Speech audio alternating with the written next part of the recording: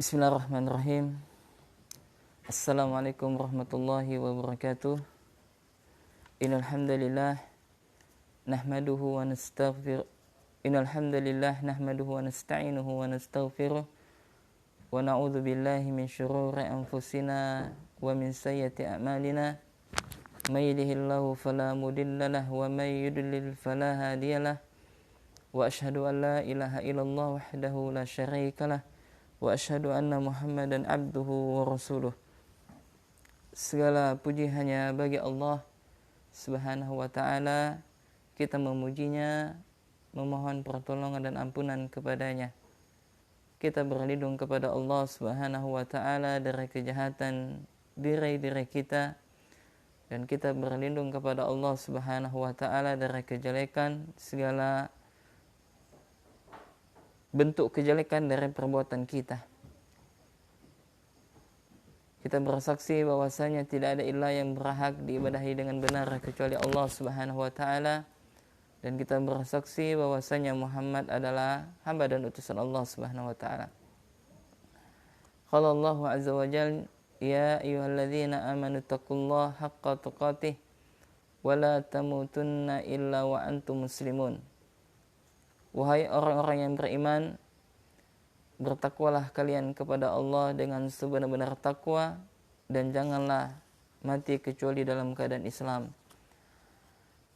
Ayyuhal ikhwan wa akhwat, kaum muslimin dan muslimat, para pemirsa yang sedang menyaksikan kajian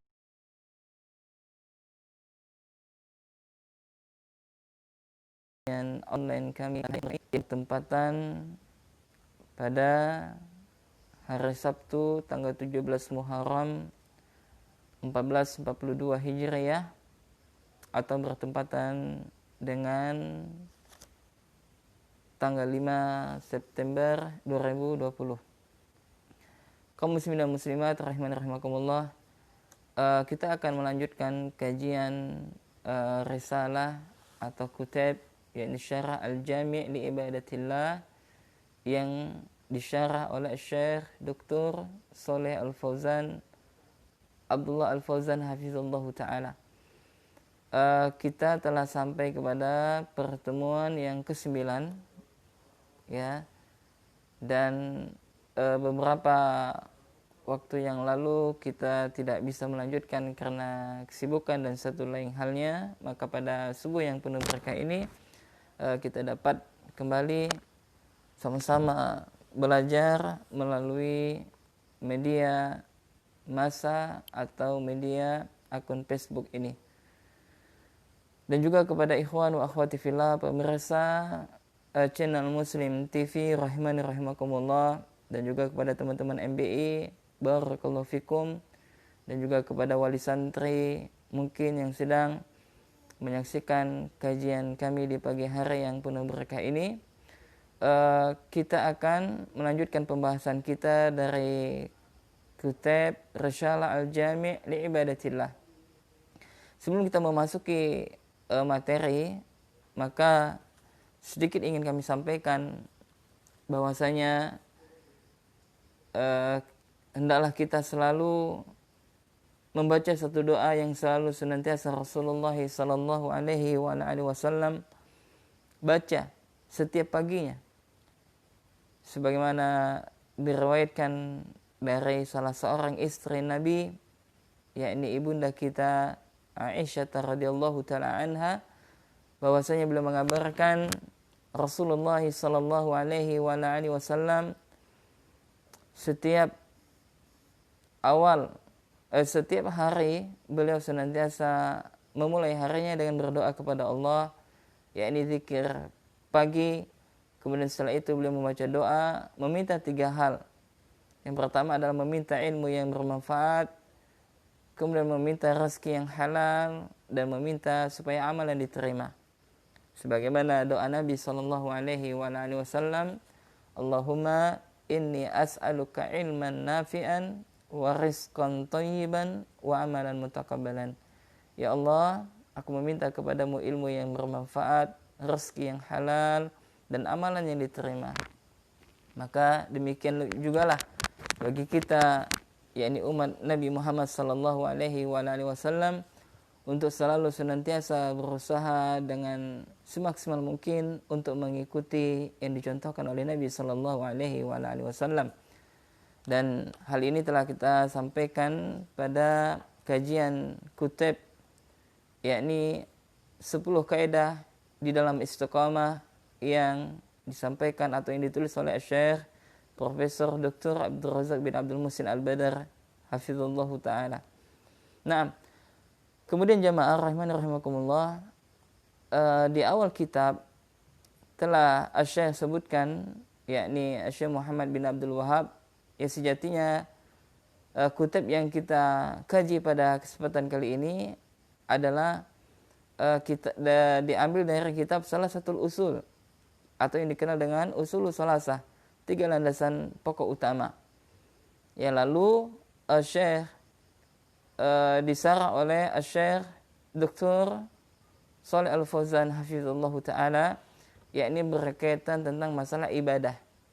Ya, maka beliau memberikan judul dengan Syarah Al-Jami' li Ibadatillah, yakni penjelasan, yakni kumpulan-kumpulan berkaitan dengan ibadah kepada Allah Subhanahu wa taala. Sebagaimana telah kita ketahui ayyul ikhwan wa akhwati fillah, kaum muslimin dan muslimat, para pemirsa yang sedang menyaksikan kajian kami pada pagi hari yang penuh berkah ini, dan juga kepada teman-teman MBI, khususnya MBI Singkawang rahimani rahimakumullah. Sebagaimana telah kita ketahui bahwasanya tidaklah Allah menciptakan kita kecuali dengan tujuan yang mulia, yakni untuk beribadah kepada Allah Subhanahu wa taala. Wa ma khalaqtul jinna wal insa illa liya'budun, kecuali untuk beribadah kepadaku, kata Allah Subhanahu wa taala dalam Al-Qur'an surah Az-Zariyat ayat 56. Ya. Sehingga hendaklah kita, ya, ketika beriman kepada Allah dan hari akhir, maka hendaklah kita jadikan semua aktivitas kita, dari kita bangun tidur sampai tidur lagi, yakni dalam rangka untuk mendekatkan diri kita kepada Allah Subhanahu wa taala. Yakni di dalam ketika kita 24 jam sebisa mungkin niat kita untuk beribadah kepada Allah Subhanahu wa taala. Karena apa? Karena ibadah itu cangkupannya sangat luas sekali. Ibadah itu tidak hanya sebatas sholat, ibadah itu tidak hanya sebatas sedekah, ibadah itu tidak hanya sedekah, tidak sebatas hanya sekedar puasa dan sebagainya. Ya, dan ibadah itu cangkupannya sangat luas sekali. Oleh karena itu jamaah rahimani rahimakumullah, ya, hendaklah kita selalu senantiasa berniat dalam hati kita, dalam segala hal apapun kita niatkan dalam rangka untuk mendekatkan diri kita kepada Allah Subhanahu wa taala. Karena apa? Karena ibadah cangkupannya sangat luas, dan kemarin di awal telah kita sebutkan definisi ibadah yang disampaikan oleh Syekh Al-Imam Ibn Taimiyah rahimahullahu taala. Ia beliau mengatakan al-ibadatu ismun jami'un likulli ma yuhibbullahu wa yarallahu minal aqwali wal a'mali al-zahira wal batinah. Yakni ibadah, kata Syekh, yakni segala sesuatu yang terkumpul di dalamnya apa-apa yang dicintai dan diridhoi oleh Allah Subhanahu wa taala. Jadi ibadah itu segala sesuatu yang di dalamnya terdapat kecintaan Allah Subhanahu wa taala dan diridhoi oleh Allah, baik itu berkaitan dengan perkataan maupun perbuatan, yang zahir maupun yang batin. Dan kemarin telah kita jelaskan, ya, yakni kesimpulannya ibadah itu segala sesuatu yang dicintai oleh Allah dan diridhoi oleh Allah. Maka jamaah, maka saat ini ketika kita belajar, ya, melalui online ini, dan ini merupakan dari rangkaian ibadah yang telah kita lakukan kepada Allah Subhanahu wa taala. Oleh karena itu Syekh Dr. Abdul Aziz bin Muhammad As-Sadhan hafizallahu taala dalam kitab beliau Ma'alimun fi Tariqi Thalibul Ilmi, beliau sebutkan muqaddimah kitab beliau, ya, bahwasanya seseorang yang mereka belajar, yata'allamuna wa yu'allimuna, yakni mereka ketika ya mereka belajar dan mengajarkan, maka kata Syekh ini merupakan salah satu rangkaian ketaatan kepada Allah Subhanahu wa taala. Ini salah satu rangkaian dari ketaatan kepada Allah. Bahkan ya seseorang ketika dia belajar menuntut ilmu, maka ini merupakan seagung-agungnya ketaatan kepada Allah Subhanahu wa taala. Ya.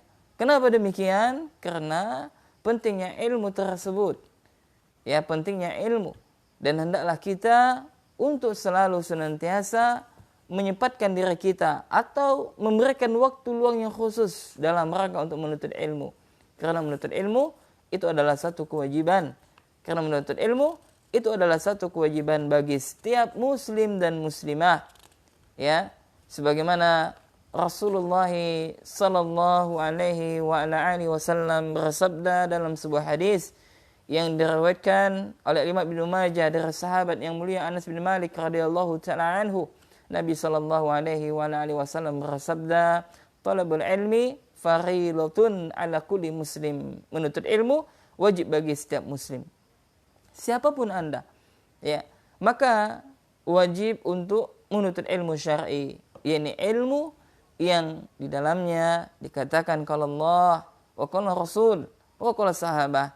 Yang dikatakan ilmu itu adalah di dalam majelis tersebut disebutkan Al-Qur'anul Karim, yakni perkataan Allah Subhanahu wa taala, dan juga sabda Nabi sallallahu alaihi wa ala alihi wasallam, dan juga perkataan para sahabat.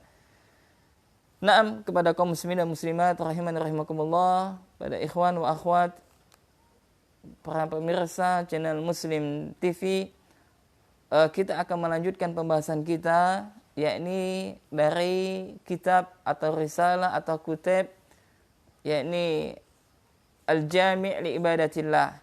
Terakhir ya, kita kemarin pertemuan ke-8 kita membahas tentang masalah al-khauf, yakni takut kepada Allah Subhanahu wa taala. Maka pada kesempatan kali ini ya kita akan membahas tentang kelanjutan ya dari anwaul ibadah itu sendiri, yakni adalah waraqbah, yakni harapan kepada Allah Subhanahu wa taala. Sedikit kita mengulang apa yang dikatakan oleh Syekh mu'alif kitab ini, yakni Syekh Muhammad bin Abdul Wahhab rahimahullahu taala. Fa'in kila, yakni jika maka apabila dikatakan kepadamu, fama anwa'ul ibadati allati la tasluhu illa lillahi ta'ala, apabila dikatakan kepadamu apa itu macam-macam ibadah yang mana ibadah tersebut tidak boleh diberikan kecuali kepada Allah Subhanahu wa taala, maka kata Syekh, qulta, maka katakanlah, min anwa'iha, ya, adapun dari ibadah tersebut kata Syekh, ad-du'a'u, ini pertama adalah apa? Doa. Dan ini sudah kita bahas. Kemudian yang kedua adalah isti'anah. Ya, yang kedua adalah isti'anah, dan juga sudah kita bahas. Kemudian yang ketiga adalah wal istighatsah, dan istighatsah, dan ini juga sudah kita bahas. Kemudian wadzabhu, yakni berkorban, menyembelih, dan ini juga sudah kita bahas. Wadzabhul qurbani, yakni menyembelih, ya termasuk di sana ya menyembelih, yakni termasuk juga di sana adalah tentang masalah kurban. Wan nazar, ya, dan juga nazar, bernazar, dan juga sudah kita bahas. Wal khaufu, yakni takut, ini juga sudah kita bahas. Wal raja, yakni berharap, ya harapan kepada Allah Subhanahu wa taala, sudah kita bahas. Wat tawakkulu, dan tawakal juga sudah. Wal inabatu wal mahabbatu, inabah ini kembali kepada Allah, ya. Inabah ini ya dia lebih khusus daripada taubat, ya, karena inabah yakni kembali kepada Allah sudah tentu dia bertaubat kepada Allah Subhanahu wa taala. Adapun taubat belum tentu dia inabah. Kenapa? Karena terkadang seseorang ketika dia sudah bertobat terhadap satu perkara, terhadap satu dosa, maka terkadang dia kembali melakukannya. Kemudian selanjutnya adalah yakni waraqbah, warahbatu, wa ta'allatuhu, wa ruku'u was sujudu wal khusyu'u wa tadhullu wa ta'zimu alladhi huwa min khasa'isil ilahiyah. Ya, di antaranya adalah kata Syekh ya rahimahullahu taala, ya, beliau menyebutkan di antaranya yakni tadi al-khauf terakhir kita bahas, yakni rukbah. Nah, ini yang akan kita bahas jamaah rahimakumullah, ya.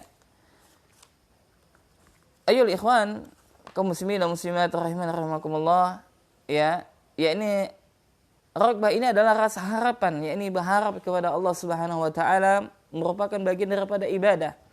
Kemudian rahbah, yakni rasa cemas. Kemudian penyembahan, kemudian ruku, sujud, khusyuk, perendahan diri dan pengagungan kepada Allah Subhanahu wa taala. Maka hal ini semua termasuk ibadah kepada Allah Subhanahu wa taala. Naam. Kemudian kita akan membacakan penjelasan dari Syekh Dr.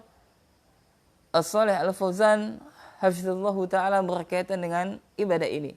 Jadi jamaah rahimakumullah, sedikit kita mengulang kemarin telah kita sampaikan bahwasanya ibadah itu ya ada dua, yakni ibadah yang berkaitan dengan zahiriyah, yakni yang dilakukan oleh anggota jawarih, anggota badan kita. Dan ada juga ibadah yang berkaitan dengan qalbiyah atau yang dikenal dengan ibadah yakni ibadah zahiriyah tadi dan ibadah batiniyah, yakni ibadah yang tersembunyi, ibadah yang terletak di dalam hati. Nah, maka Syekh Dr.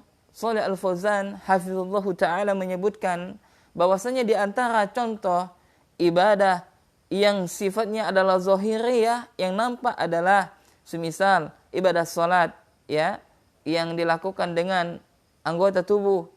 Kemudian ya, ibadah yang berkaitan dengan puasa itu adalah zahiriyah, ya, yang dilakukan oleh anggota badan. Kemudian ibadah yang berkaitan dengan sedekah, ya, ini adalah tentang zahiriyah, ya. Kemudian ibadah yang berkaitan dengan zikrullah, yakni mengingat Allah Subhanahu wa taala, berzikir kepada Allah Subhanahu wa taala, maka ini adalah ibadah zahiriyah. Nah, adapun ibadah batiniyah, ya, atau ibadah hati yang disebutkan oleh Syekh Dr. Shalih Al-Fauzan hafizallahu taala adalah sebagaimana yang telah kita bahas pada sebelum-sebelumnya, yakni ya contohnya adalah al-mahabbah, yakni kecintaan kita kepada Allah Subhanahu wa taala. Kemudian adalah al-khauf, yakni rasa takut kepada Allah Subhanahu wa taala. Kemudian ar-raja, yakni berharap kepada Allah Subhanahu wa taala. Kemudian inabah, ya, inabah, tawakal, dan ini adalah ibadah-ibadah hati, dan termasuk adalah rukbah yang akan kita bahas pada kesempatan kali ini, yaitu adalah ya ibadah-ibadah hati, yang mana terkadang yang harus selalu senantiasa kita tata adalah kedua halnya, yakni ibadah berkaitan dengan zahiriyah dan batiniyah. Dan hal yang terpenting adalah yang harus untuk selalu senantiasa kita perhatikan adalah ibadah batiniyah.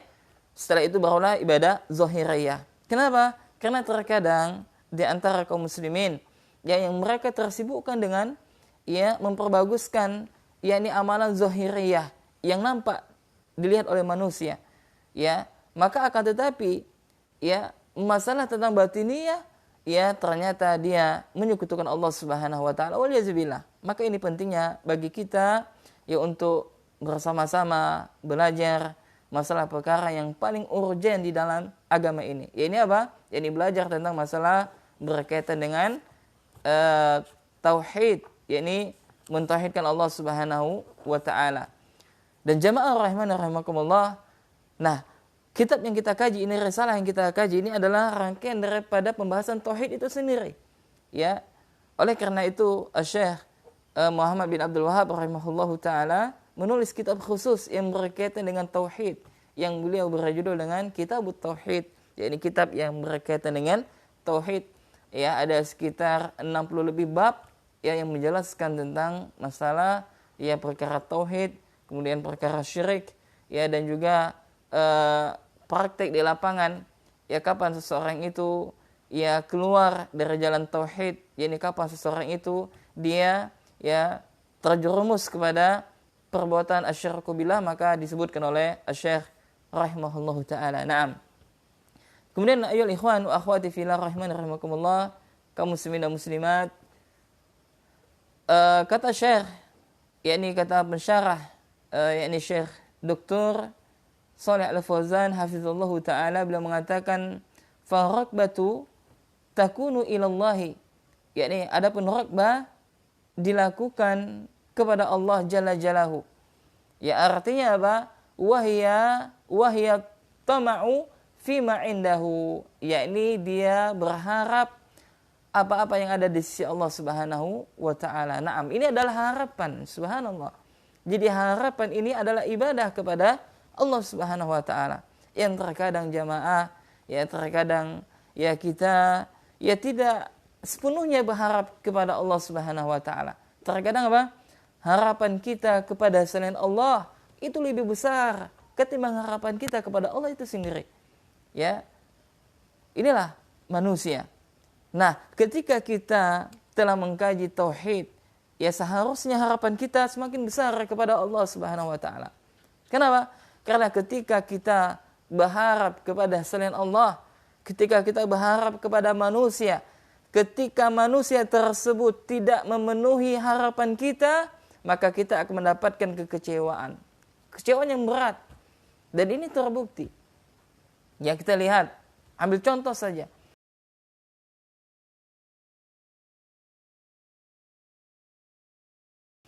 Ya, kemudian banyaknya terjadi kezoliman. Apa sebabnya? Karena harapan mereka kepada makhluk begitu besar. Ketika harapan ini tidak bisa terrealisasikan, tidak bisa mereka gapai, maka mereka akan kecewa dan bahkan mereka marah kepada makhluk tersebut. Akhirnya terjadilah kezoliman dan sebagainya.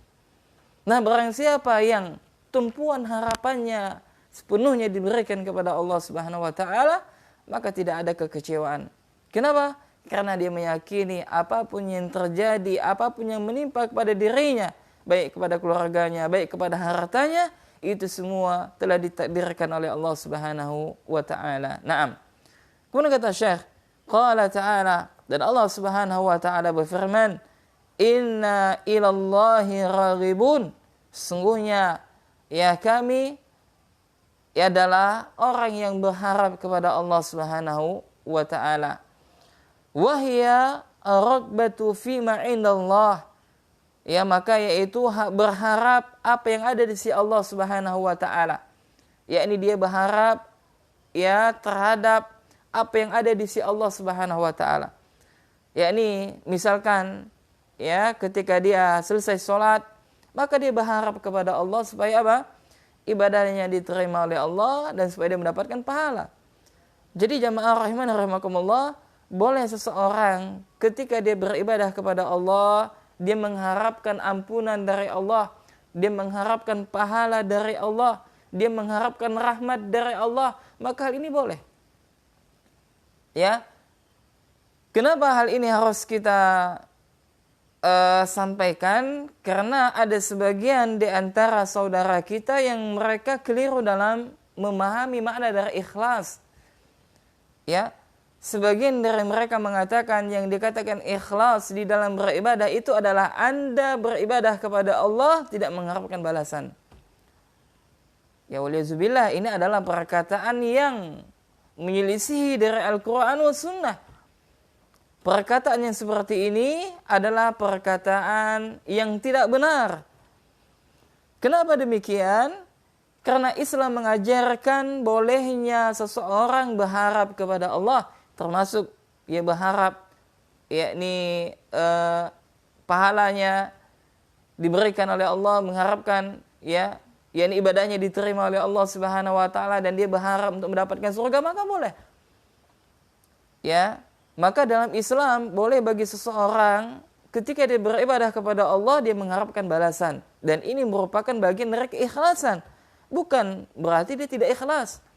Bukankah contoh yang terbaik dalam masalah ini adalah Rasulullah sallallahu alaihi wasallam Bukankah Rasulullah sallallahu alaihi wasallam itu senantiasa berdoa kepada Allah, meminta kepada Allah supaya beliau dimasukkan ke dalam surganya Allah, meskipun beliau setelah dijamin oleh Allah masuk ke dalam surga. Sebagaimana doa beliau sallallahu alaihi wasallam yang beliau senantiasa berdoa kepada Allah dengan meminta surga Firdaus, yakni surga Firdaus.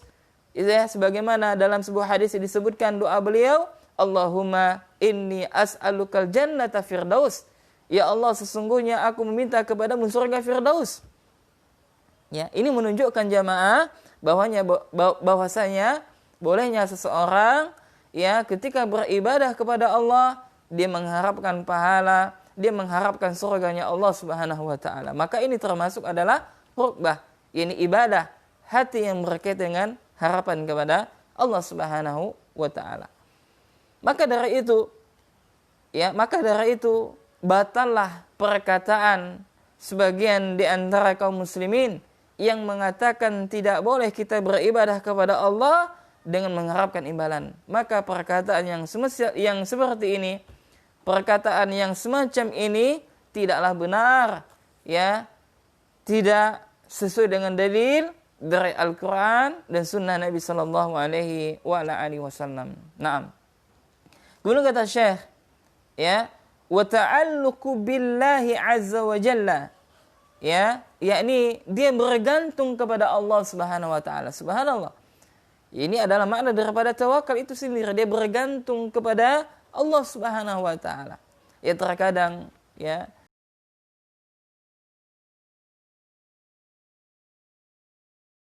terkadang apa harapan kita pegang saat ini. Ya ternyata waliyazubillah, ya apa yang kita pegang saat ini itu merupakan kalaulah sekiranya bermanfaat itu tentunya atas izin dari Allah Subhanahu wa taala. Dan ini ayul ikhwan wa akhwati fillah, kepada pemirsa yang mungkin sedang menyaksikan kajian kami via online dan juga kepada pemirsa channel Muslim, ya, dan juga teman-teman MBI rahimani rahimakumullah, ya terkadang apa? Kita masih sering ya harapan kita kepada Allah itu kurang. Ya terkadang kita lebih berharap kepada makhluk ketimbang kepada Allah Subhanahu wa taala. Maka hendaklah kita terus mempelajari tauhid, terus mempelajari akidah. Supaya apa? Supaya kita selamat. Ya, supaya hidup kita tenang, supaya kita selamat. Ya, kenapa? Karena ilmu yang berkaitan dengan akidah itu adalah ilmu yang sangat penting, ilmu yang sangat urgen dalam kehidupan kita. Ya, naam. Oleh karena itu, ketika rokbah ini ya berharap kepada Allah, maka sejatinya adalah kita bergantung kepada Allah Subhanahu wa taala. Yakni kita serahkan semua urusan kita kepada Allah Subhanahu wa taala. Ya, naam. Kemudian kata Syekh, fa idza ragiba fima 'indallahi hamalahu dzalika 'ala ta'atillah. Ya, sehingga ketika dia berharap kepada Allah, kata Syekh, yakni sehingga ketika dia berharap apa yang ada di sisi Allah Subhanahu wa taala, maka hal itu akan mendorongnya untuk melakukan ketaatan kepada Allah Subhanahu wa taala wa taqdimi ridallahi subhanahu wa ta'ala, ya, dan mengedepankan keridhaan Allah Subhanahu wa ta'ala. Jadi kata Syekh, ketika seseorang dia itu ya memberikan tumpuan harapan dia kepada Allah Subhanahu wa ta'ala, dia selalu senantiasa berharap kepada Allah, maka hal tersebut akan mendorong dia untuk apa? Melakukan ketaatan kepada Allah. Bisa difahami ya? Ya. Jadi maksudnya adalah ketika seseorang semakin dia berharap kepada Allah, maka tentunya dia akan semakin taat kepada Allah. Dia semakin semangat untuk menggapai keridhaan Allah Subhanahu wa taala. Contohnya misalkan, ya mungkin saat ini ada di antara saudara ataupun saudari yang sedang diuji oleh Allah Subhanahu wa taala berupa rasa sakit. Ini Allah berikan ujian berupa penyakit misalkan. Ya, maka hendaklah ya berharap kepada Allah, mudah-mudahan Allah Subhanahu wa taala mengangkat penyakit tersebut. Nah, ketika dia berharap kepada Allah dengan sepenuh hati, dia berharap kepada Allah, maka dengan harapannya ini memberikan konsekuensi ketaatan kepada Allah. Maksudnya apa? Dia akan selalu senantiasa melakukan ketaatan kepada Allah. Dia selalu senantiasa berdoa kepada Allah, meminta kepada Allah, mudah-mudahan Allah Subhanahu wa taala menyembuhkan penyakitnya. Kemudian di samping dia berdoa kepada Allah, dia pun melakukan jalan ikhtiar, yakni dia melakukan jalan menempuh dengan minum obat misalkan atau berobat misalkan. Ya, maka dengan dua hal ini dia telah sempurna di dalam berharap kepada Allah Subhanahu wa taala. Dengan harapan sepenuhnya kepada Allah, memberikan konsekuensi ketaatan kepada Allah dan menggapai keridhaan Allah Subhanahu wa taala. Maksudnya apa? Ketika dia telah menempuh jalan, yakni dia tumpukan harapan hanya kepada Allah, kemudian dia mencari sebab-sebab supaya dia sembuh. Akan tetapi qadar Allah masih belum sembuh juga, maka dia akan ridha terhadap ketentuan Allah Subhanahu wa taala tersebut. Ya, subhanallah. Inilah ahli tauhid, ya, yang mereka senantiasa mentauhidkan Allah Subhanahu wa taala. Tidak ada kesedihan bagi mereka. Apapun yang menimpa dia, maka itu adalah satu kebaikan. Ya, subhanallah. Maka ini tidak bisa terrealisasikan kecuali seseorang yang dia faham betul tentang masalah perkara tauhid, dan ini merupakan juga karunia, merupakan fadilah dari Allah Subhanahu wa taala. Naam. Kemudian ya ikhwan wa akhwati fillah rahimani rahimakumullah. Kemudian kata Syekh, ya, wa rahbatu kadzalika hiya naw'un minal khauf. Nah, demikian pula dengan yakni rahbah. Nah, kita lanjut kepada ibadah yang selanjutnya. Tadi kan raghbah. Yakni apa tadi? Yakni mengharap apa yang ada di sisi Allah. Nah, ini sekarang dengan rahbah. Yakni pakai ha. Ya, kadzalika hiya naw'un minal khaufi. Demikian pula dengan rahbah, yakni rasa cemas, adalah satu jenis dari khauf. Jadi rahbah itu ya bagian dari al-khauf, yakni rasa takut kepada Allah, yakni rasa cemas, ya adalah salah satu jenis khauf. Qala ta'ala, yakni Allah Subhanahu wa taala berfirman, wa iyya farhabun. Ya. Dan hanya kepadaku kalian harus takut. Yajibu an tarhaballah wa takhafa minallahi wa takhshallaha.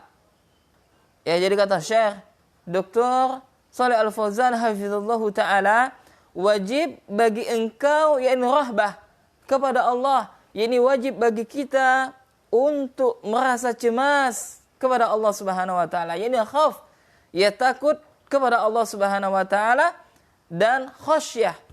Ya. Kalau khauf itu secara umum, adapun khasyah itu adalah khusus, yakni mereka yang takut kepada Allah dilandasi dengan ilmu yang telah mereka miliki. Ya, na'am. Kemudian kata Syekh hafizallahu taala, ya,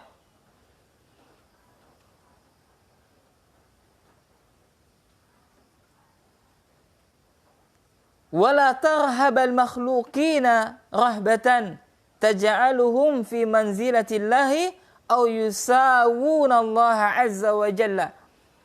Ya, jadi kata Syekh, ya oleh karena itu, ya engkau tidak boleh takut kepada makhluk-makhluk dengan suatu rasa takut yang menjadikan mereka pada kedudukan Allah atau menjadikan mereka menyamai Allah azza wa jalla.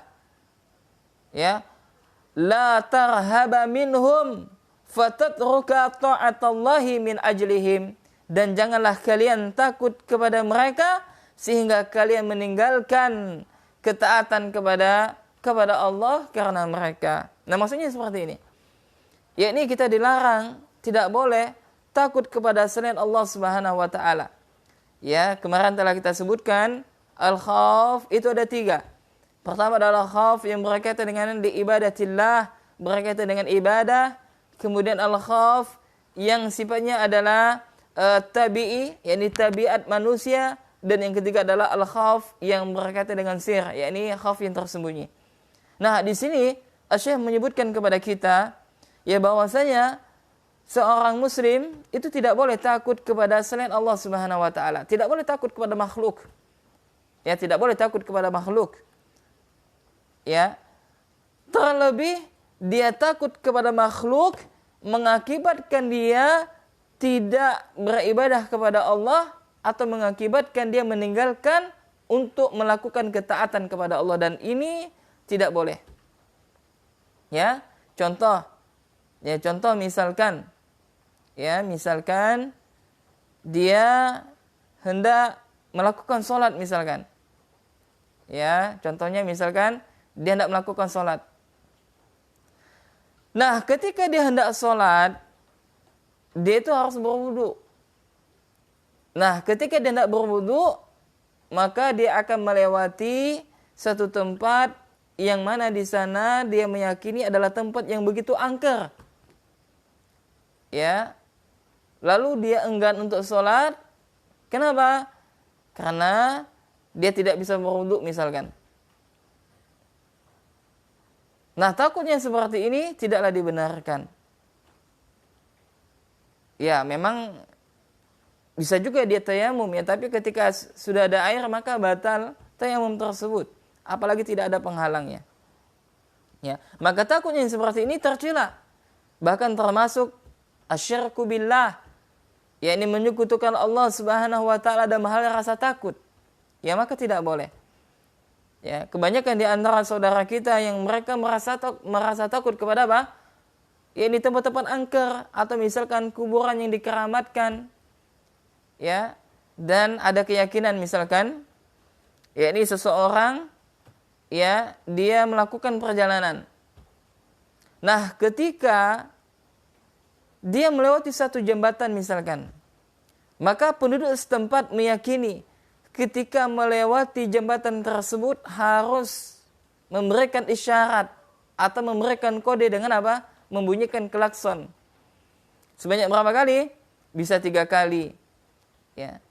Jadi barang siapa yang tidak memberikan isyarat atau tidak memberikan kode dengan membunyikan klakson, maka dia pasti akan mendapatkan bala. Dia pasti akan mendapatkan bala, yakni berupa apa? Kecelakaan. Dan ini adalah khauf yang tidak dibenarkan. Sehingga apa? Orang yang awam ya dari kalangan kaum muslimin maupun muslimah, ya mereka enggak paham, mereka enggak pernah mengkaji tauhid. Ya. Akhirnya apa? Setiap kali melewati jalan tersebut, tempatnya melewati jembatan misalkan, lalu dibunyikanlah klakson. Ya, 3 kali sebagai tanda apa? Memberikan kode. Ya, sebagai memberikan isyarat dengan keyakinan kalau seandainya tidak dia memberikan kode atau isyarat dengan membunyikan klakson tersebut, dia akan mendapatkan kecelakaan. Dia akan mendapatkan malapetaka atau dia akan mendapatkan ya atau dia akan terjadi kecelakaan dan sebagainya. Ya, maka takut yang seperti ini juga tidak dibenarkan. Ya, ini namanya adalah khurafat, tahayul. Tidak benar. Ya, maka ahli tauhid, maka dia tidak takut hal-hal yang seperti ini. Ya, maka hendaklah ya rasa takut hanya kepada Allah Subhanahu wa taala. Naam. Ya, naam.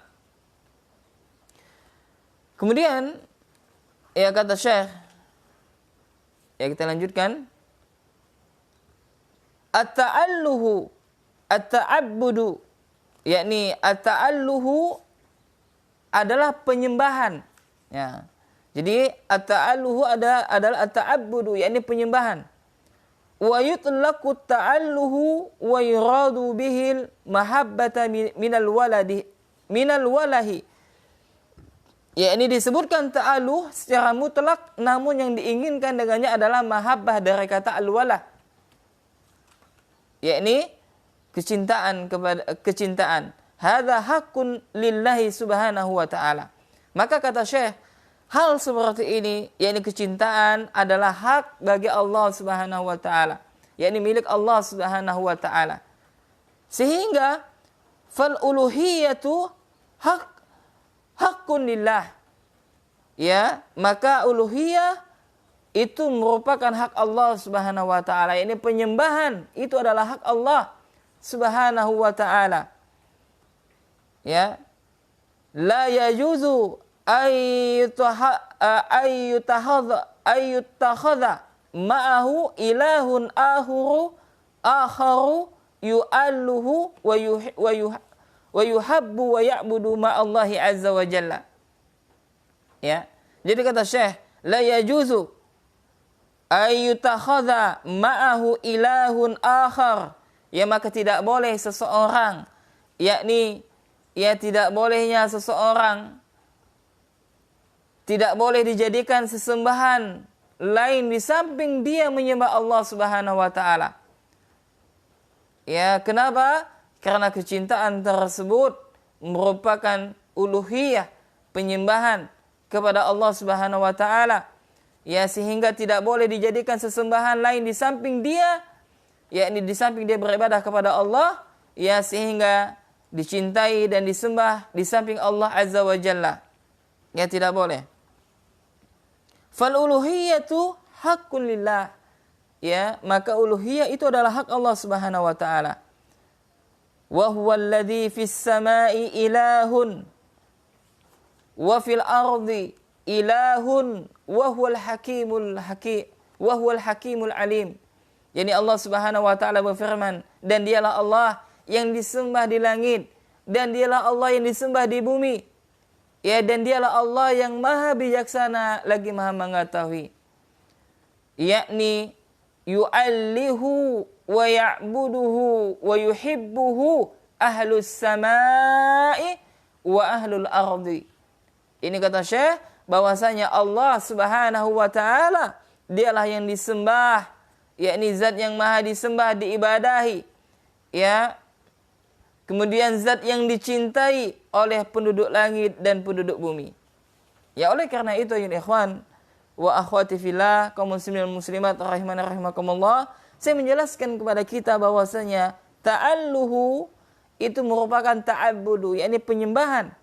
Ya, dalam hal ini tidak boleh kita berikan kepada selain Allah, karena ini adalah merupakan sifat uluhiyah, yakni uluhiyah penyembahan.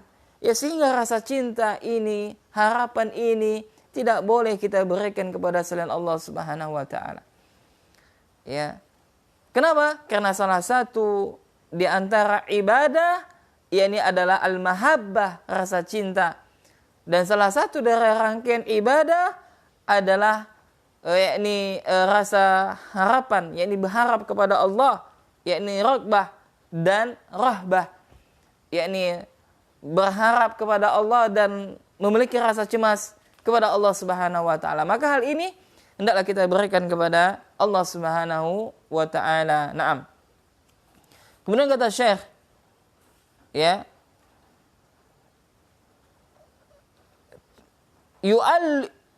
yu'allihu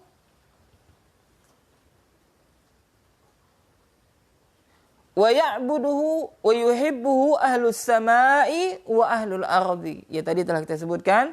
Ya, jadi yakni Allah Subhanahu wa taala itu disembah, diibadahi dan dicintai oleh penduduk langit dan penduduk bumi. Naam. Kemudian kita lanjutkan sedikit. Kemudian kata Syekh, ar-ruku'u ibadatun la yakunu illa lillahi. Dan ruku' adalah ibadah yang tidak boleh dilakukan kecuali untuk Allah. Nah, ini penting ayol ikhwan wa akhwati fillah. Jadi seseorang itu tidak boleh menundukkan dirinya kepada selain Allah. Ya, hatta ruku' enggak boleh. Ya, maka ada salah satu tradisi di sebuah negara misalkan yang dia menunduk dalam rangka untuk menghormati manusia, maka dalam Islam tidak dibenarkan demikian. Ya. Kan biasanya ya adat di antara tengah-tengah kita ya, yakni dalam bentuk menghormati orang tua, kalau lihat dapat orang tua itu harus apa? Menundukkan badan, ya, dengan mengatakan permisi Pak, menundukkan badan, seperti ruku. Maka ini tidak boleh, ya, tidak boleh. Jadi kata Syekh, ruku'u ibadatun la yakunu illa lillah. Ruku' adalah ibadah yang tidak boleh dilakukan kecuali untuk Allah. Yang namanya beradab kepada orang tua bukan demikian. Yang dikatakan adab kepada orang tua itu adalah kita mendoakan dia, berkata dengan baik, tidak menyelisih perkataannya. Jika perkataannya itu tidak ada maksiat kepada Allah, ya, menghargainya. Ya, sehingga kita tidak boleh menundukkan diri kita kepada selain Allah, ya. Hatta dalam bentuk rukuk, ya, subhanallah. Jadi para ulama sangat menjaga sekali tentang kemurnian tauhid. Ya, bukan berarti kalau kita melewati orang tua, kita tidak menundukkan badan kita menjadi anak durhaka, bukan demikian. Atau bukan berarti kita melewati sekumpulan orang tua, lalu kita tidak menundukkan badan kita, bukan berarti kita kurang ajar, tidak demikian. Banyak dengan cara yang lain dalam bentuk penghormatan, dalam bentuk pemuliaan kepada orang yang lebih tua daripada kita. Yang mungkin salah satunya dengan tegur sapa, ya, atau kita berikan isyarat dengan tangan kita. Ya, jadi tidak mesti kita menundukkan badan kita dalam bentuk rukuk, ya, yang mana hal tersebut diberikan kepada selain Allah. Maka ini adalah bentuk penghormatan yang seharusnya kita berikan kepada Allah Subhanahu wa taala, tidak boleh kepada selain Allah. Kenapa? Karena rukuk itu bagian daripada ibadah. Wala yahda'u li ahadin wala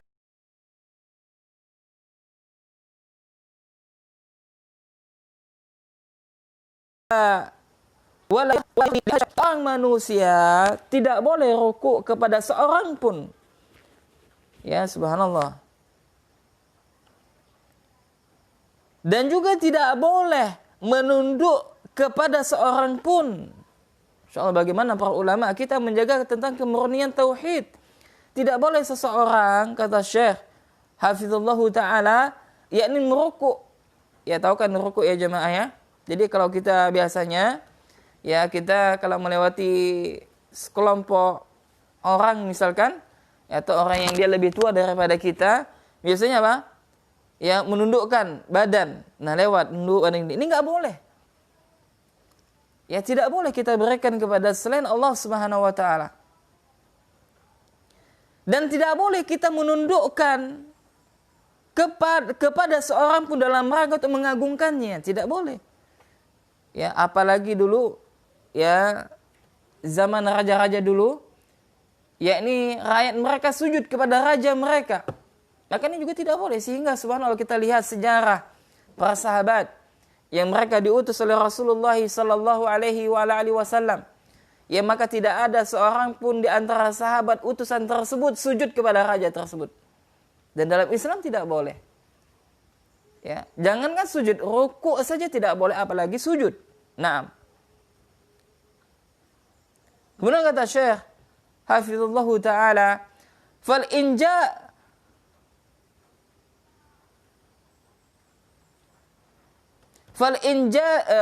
injana'u ala wajhi az-zulli wa ta'zimi liman anja'a lahu ruku'un li ghairillahi azza wa jalla.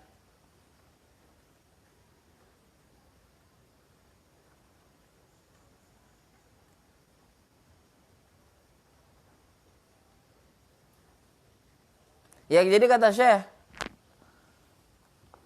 hafizallahu ta'ala, jadi merunduk dalam rangka merendahkan diri dan mengagungkan orang yang dirunduki adalah rukuk kepada selain Allah Subhanahu wa taala. Ya. Nah, jadi maksudnya adalah ketika seseorang yang dia menunduk, ya, rukuk dalam rangka merendahkan dirinya dan mengagungkan orang yang dirunduki tersebut. Ya, ini merupakan juga, ya, ini dia rukuk kepada selain Allah Subhanahu wa taala. Ya, sama juga dia rukuk kepada selain Allah Subhanahu wa taala.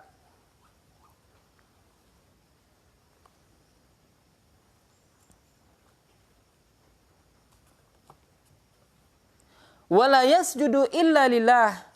Ya, dan juga tidak boleh seseorang sujud kecuali kepada Allah Subhanahu wa taala. La yasjudu lis-sanami, dan tidak boleh sujud kepada apa? Kepada patung. Ya, tidak boleh sujud kepada berhala. Ya, sujud kepada berhala. Wala lil qabri wala lid-dharih wala li'azimi minal uzama'i. Ya, tidak boleh sujud kepada kuburan atau salah satu pembesar. Tidak boleh juga sujud kecuali kepada Allah Subhanahu wa taala. Jadi tidak boleh. Nah, kita lihat ada sebagian dari kelompok yang dia mengatakan ahlul bait. Satu kelompok yang dia mengklaim bahwasanya mereka adalah orang-orang mencintai ahlul bait Nabi sallallahu alaihi wasallam. Kita lihat kebanyakan di antara mereka rukuk dan sujud di dalam kuburan, menyembah kuburan para ulama mereka. Waliyadzubillah. Ini adalah ya satu hal, ya bentuk kesyirikan kepada Allah Subhanahu wa taala, dia sujud. Ya, maka ini tidak boleh. Dan juga seseorang tidak boleh sujud kepada salah satu pembesar. Ya, tidak boleh sujud kecuali kepada siapa? Kepada Allah Subhanahu wa taala. Ya, lalu kata Syekh, ya, hafizallahu taala, kana al-furusu wa rumu yu'adzibuna mulukahum fayasjuduna lahum. Nah, dahulu kata Syekh, ya dahulu yakni orang-orang Persia dan orang Romawi mengagungkan raja-raja mereka sampai-sampai apa? Mereka itu sujud kepada raja tersebut. Ya. Kemudian di sini Syekh menceritakan tentang kisah para sahabat. Ya, salah satunya adalah Mu'adz bin Jabal radhiyallahu taala anhu. Kemudian kata Syekh, kana al-furushu wa rumu yu'adzibuna mulukahum fayasjuduna lahum. Ya, maka dahulu yakni kaum Persia dan Romawi mereka itu mengagungkan raja-raja mereka dengan sujud kepada mereka. Walamma ra'ahum Mu'adz ibnu Jabal radhiyallahu anhu wa qadima 'ala an-nabi sallallahu alaihi wa alihi wasallam arada ay yasjuda lahu famana'ahu alaihi salatu wassalam. Nah, ini subhanallah. Ini jadi kata Syekh, maka ketika Mu'adz bin Jabal radhiyallahu taala anhu melihat mereka, lalu beliau datang kepada Nabi sallallahu alaihi wa alihi wasallam hendak sujud kepada beliau, maka Nabi sallallahu alaihi wa alihi wasallam melarang Mu'adz bin Jabal dalam hal perbuatan tersebut.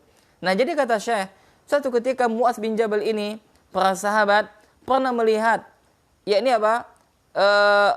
Orang Romawi atau orang Persia yang mereka ini begitu mengagungkan raja mereka dengan bentuk sujud kepada raja tersebut.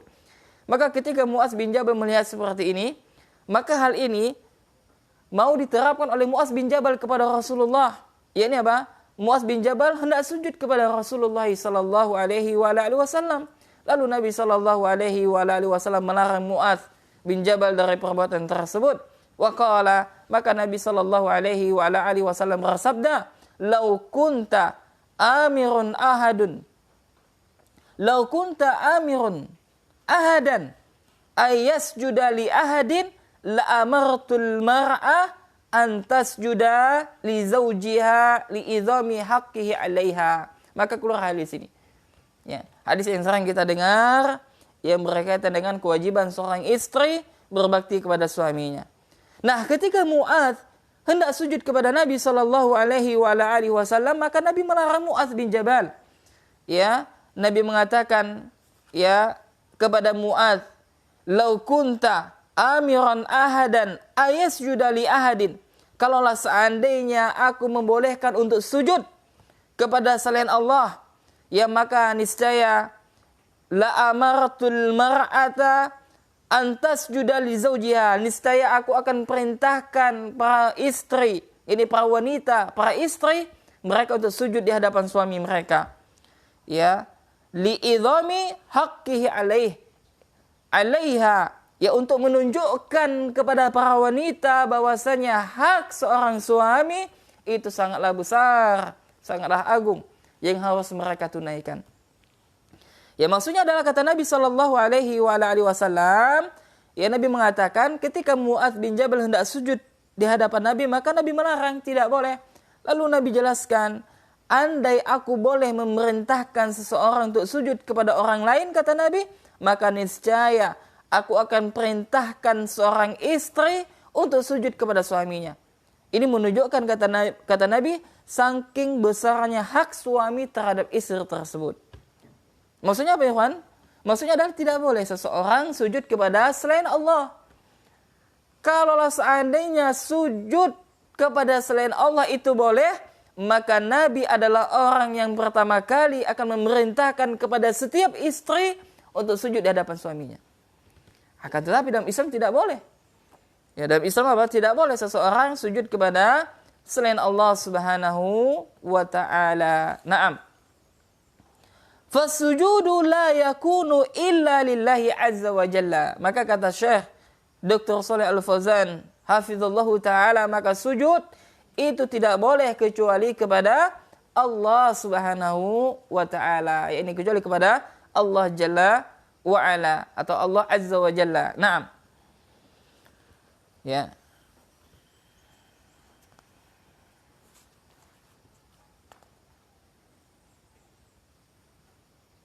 Naam, kita cukupkan sampai di sini. Ya, maka kesimpulannya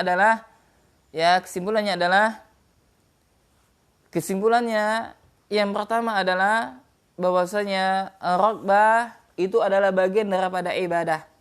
Yakni pengharapan, berharap itu merupakan bagian daripada ibadah kepada Allah Subhanahu wa ta'ala.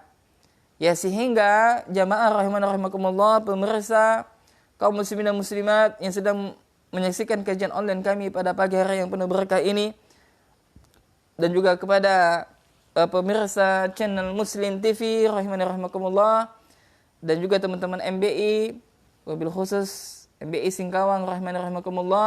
Ya, kesimpulannya adalah bahwasanya yang pertama, yakni raghbah, yakni harapan, itu bagian daripada ibadah kepada Allah Subhanahu wa ta'ala. Maka hendaklah kita tumpukan harapan kita hanya kepada Allah Subhanahu wa ta'ala. Naam. Kemudian kesimpulan yang kedua adalah bahwasanya semakin besar seseorang berharap kepada Allah Subhanahu wa ta'ala, ya, maka akan semakin banyak dia melakukan ketaatan kepada Allah Subhanahu wa ta'ala. Ya, maka akan semakin banyak dia melakukan ketaatan kepada Allah dan semakin ridha dia kepada Allah Subhanahu wa ta'ala. Naam. Ya. Kemudian kesimpulan yang ketiga adalah bahwasanya barang siapa yang dia berharap kepada Allah, maka tidak ada kekecewaan. Ya, dan barang siapa yang dia berharap kepada selain Allah, maka dia akan selalu merasakan kekecewaan dalam hidupnya. Kemudian kesimpulan yang keempat adalah tidak boleh seseorang rukuk kepada selain Allah Subhanahu wa ta'ala. Karena rukuk bagian daripada ibadah yang tidak boleh kita berikan kepada selain Allah. Sehingga rukuk itu hanya boleh untuk Allah Subhanahu wa ta'ala. Naam. Kemudian kesimpulan yang kelima adalah tidak boleh seseorang takut kepada selain daripada Allah. Ya, terlebih dia takut kepada seseorang, lalu dengan takut tersebut meninggalkan ketaatan kepada Allah. Ini adalah takut yang diharamkan. Kemudian kesimpulan yang keberapa? Kesimpulan yang kelima, hendaklah setiap muslim dan muslimah meyakini. Hendaklah setiap muslim dan muslimah itu meyakini bahwasanya tidak ada yang bisa memberikan mudarat kepada dirinya, tidak bisa yang memberikan mudarat kepada dirinya, atau tidak bisa memberikan manfaat kepada dirinya, kecuali itu semua atas izin dari Allah Subhanahu wa ta'ala. Kemudian kesimpulan yang keenam adalah tidak boleh seseorang sujud kepada selain Allah, termasuk tidak boleh sujud kepada berhala, tidak boleh sujud kepada kuburan, dan juga tidak boleh sujud kepada orang yang menjadi pembesar di satu daerah tersebut. Ya, hal ini dilarang dalam Islam dan tidak dibenarkan. Demikian ya 6 poin penting dari kesimpulan kita pada kajian subuh ini, dan insyaallah taala kita akan melanjutkan pembahasan pada pertemuan kita yang ke-10 dari mengkaji risalah Kitab Asy-Syarah Al-Jami' li Ibadatillah yang disyarah oleh Asy-Syaikh Dr. Shalih Al-Fauzan bin Abdullah Al-Fauzan hafizallahu taala. Demikian kurang lebihnya saya mohon maaf jika terdapat kesalahan dan kekurangan. Dan kami ucapkan jazakumullahu khairan kepada ikhwas sekalian dan akhwat sekalian yang mungkin menyaksikan kajian kami dari awal sampai akhir, dan juga kepada teman-teman MBI Muslim Baker Indonesia khususnya di Singkawang, jazakumullahu khairan yang telah setia yang menyimak Masya Allah dari awal sampai akhir. Barakallahu fikum. Mudah-mudahan kita mendapatkan ilmu yang bermanfaat dan bisa kita ambil manfaatnya dan bisa kita amalkan. Yang benar tentunya datangnya dari Allah Subhanahu wa taala, yang salah tentunya datangnya dari saya. Untuk itu kita tutup majelis kita dengan doa kafaratul majelis. Subhanakallahumma wa bihamdika asyhadu an la ilaha illa anta astaghfiruka wa atubu ilaik. Wassalamualaikum warahmatullahi wabarakatuh.